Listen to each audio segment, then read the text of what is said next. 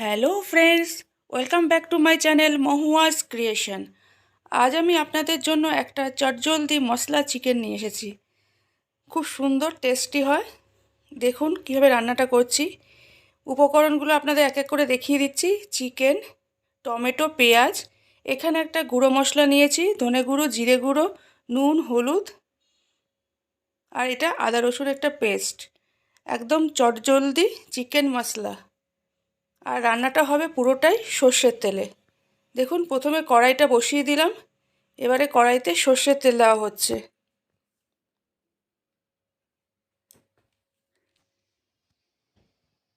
এবার তেলটা একটু গরম হওয়ার অপেক্ষায় রয়েছি।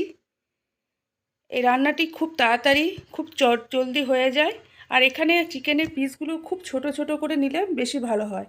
তবে চিকেনটাতে আমি আগে একটু মশলা মাখিয়ে রেখেছি, ম্যারিনেট করে রেখেছি আধ ঘন্টা আগে। ওটাতে আদা রসুনের পেস্ট দিয়ে রেখেছি, একটু সর্ষের তেল দিয়ে রেখেছি, আর একটু নুন আর হলুদ। এবার আমি কড়াইয়ে তেলটা গরম হয়ে গেছে। এবার ওর মধ্যে পেঁয়াজগুলো আর টমেটো, যেটা আমি কুচি কুচি করে কেটে রেখেছিলাম, সেটা দিয়ে দিলাম। এটা একটু ভাজা ভাজা করতে হবে।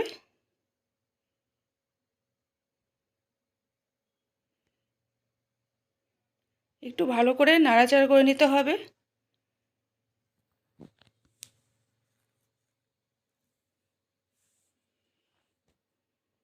একটু লাল লাল করে ভেজে নিতে পারলে ভালো হয়।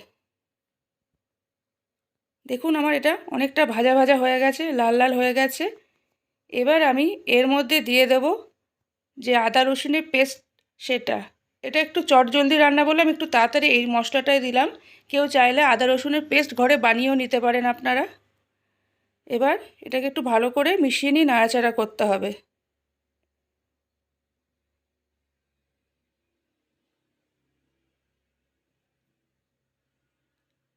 এবার এর মধ্যে আমি যে গুঁড়ো মশলাটা আপনাদের দেখিয়েছিলাম, ধনে গুঁড়ো, জিরে গুঁড়ো, নুন, হলুদ, সেটা দিয়ে দিলাম। আমি কোনো রান্নাতে লঙ্কার গুঁড়ো ব্যবহার করি না।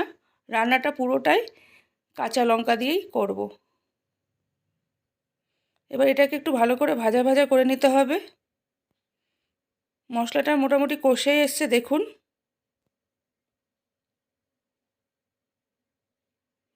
এবার এর মধ্যে আমি দুটো কাঁচা লঙ্কা দিয়ে দিলাম।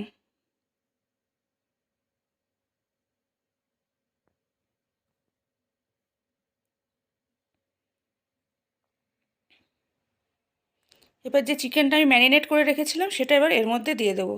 চিকেনটা একদমই বলতে পারেন বোনলেস, আর খুব ছোট ছোট টুকরো করে নিয়েছি, যাতে তাড়াতাড়ি মাংসটা সেদ্ধও হয়ে যাবে আর রান্নাটা খেতে খুবই সুস্বাদু হয়।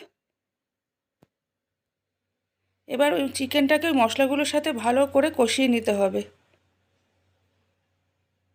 ভালো করে, যতটা পারা যায় ভালো করে চিকেনটাকে মশলাগুলোর সাথে মিশিয়ে দিয়ে ভালো করে চিকেনটাকে এখন কষতে হবে।